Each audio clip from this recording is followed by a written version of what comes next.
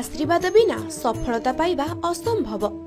घरर गुरुजन को आमे सभीए उचित सम्मान सेमानक प्रति थिबा आमर दायित्व को आमे सठिक भावे संपादन करिबा उचित।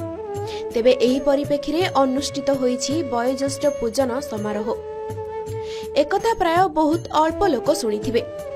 तेबे आज आपण माननकु कहिबु केमिति एठारे पालन करा जाईछि वयोज्येष्ठ मानकर पूजार्चना। निश्चित भावरे जानिथिबे जे जदि वयोज्येष्ठଙ୍କ आशीर्वाद आम उपरे न थाए तेबे आमे आगकु बढ़ी पारंते नाही बोली विश्वास रहिछि।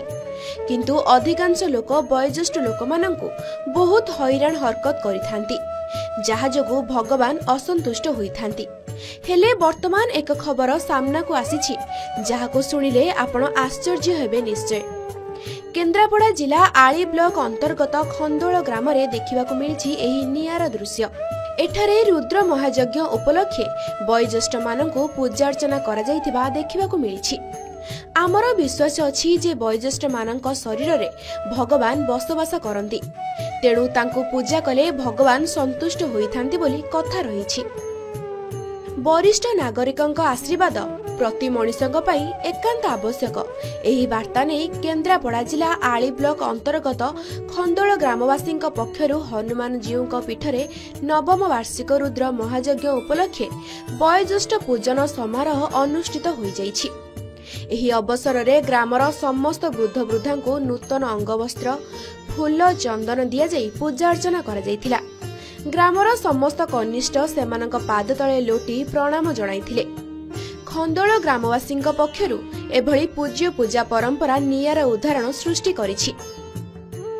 प्रथम आम माँ मैंने जो मान को आम निमंत्रण करूँ वृद्धा माने एवं आमर जो माने वृद्ध माँ मैंने रोचंती निमंत्रण करके आम यज्ञ नवम विश्वशांति महायज्ञ आम निमंत्रण कर प्रथम घर जाई नहीं आसीलु।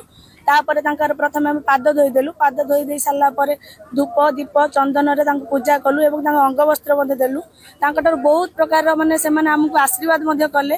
आशीर्वाद करने सहित आम समाज को एति बार्ता देलु कि जो माँ मैंने आज अवहेलित निष्पेषित होकर हैरान होती, जो पुओ बो मैंने हैरान करुँच बार्ता देलु कि सेमान होउछन्ती हमर प्रथम भगवान। आ सेमान को छाड़िले आम जो मंदिर जाई पूजा करुँच आम केवल कहबा नहीं कि आम पूजा कले कि आम सेठू आम आशीर्वाद पाइबा। किंतु मोर गोटे कथा कहया चाहूँगी कि प्रथम आगे माँ मान को पूजा करूँ, बापा मान को पूजा करूँ, तापर मंदिर जाए।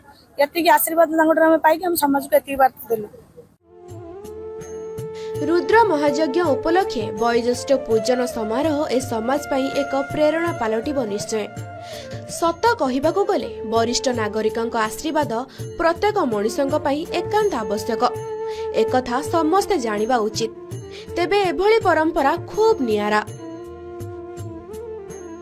आलीरू निरंजन बेहेरांक रिपोर्ट के न्यूज ओडिशा।